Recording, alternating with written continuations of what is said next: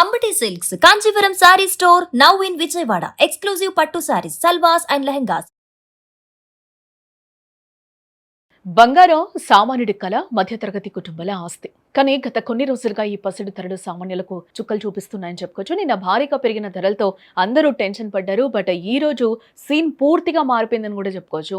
గంటల వ్యవధిలోనే ధరలు ఒక్కసారిగా కుప్పకూలాయి. ముఖ్యంగా దక్షిణాది నగరాల్లో పసిడి ధరలు గణనీయంగా తగ్గాయి.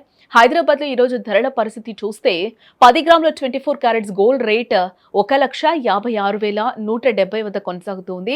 నిన్న ఇది 1,56,490 రూపాయల వద్ద ఉండగా ఒక్కరోజే 320 రూపాయలు తగ్గింది. ఇక ఆభరణాల తయారీకి వాడే 22 క్యారెట్స్ గోల్డ్ రేట్ చూస్తే 1,43,150 రూపాయలకి చేరింది. అంటే దీనిపై కూడా 300 రూపాయల మేర తగ్గుదల కనిపించిందని చెప్పుకోవచ్చు.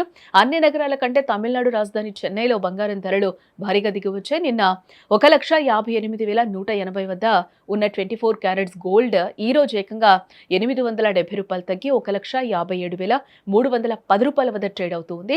విజయవాడ, విశాఖపట్నంలో కూడా హైదరాబాద్ తరహాలోనే ధరలు తగ్గుముఖం పట్టాయని కూడా మనం చెప్పుకోవచ్చు. దేశ రాజధాని ఢిల్లీలో 24 క్యారెట్స్ గోల్డ్ రేట్ చూస్తే 1,56,320 రూపాయలుగా ఉంటే ఐటీ హబ్ బెంగళూరులో 1,56,170 వద్ద స్థిరపడిందని కూడా చెప్పుకోవచ్చు. ఇటు బంగారం బాటలోనే వెండి కూడా నడుస్తుందని చెప్పుకోవచ్చు. ప్రస్తుతం హైదరాబాద్, ఢిల్లీలో కేజీ వెండి 2,70,000 రూపాయల వద్ద స్థిరంగా అయితే కొనసాగుతుంది. ప్రస్తుతం వెండి ధరల్లో పెద్దగా మార్పు లేకపోయినా కూడా బంగారం తగ్గడం కొనుగోలుదారులకు పెద్ద రిలీఫ్ అని కూడా మనం చెప్పుకోవచ్చు. పెళ్లిళ్ల సీజన్ నడుస్తున్న తరుణంలో ఇలా ధరలు తగ్గడం సామాన్యులకు నిజంగానే శుభవార్తగా మనం చూడొచ్చు.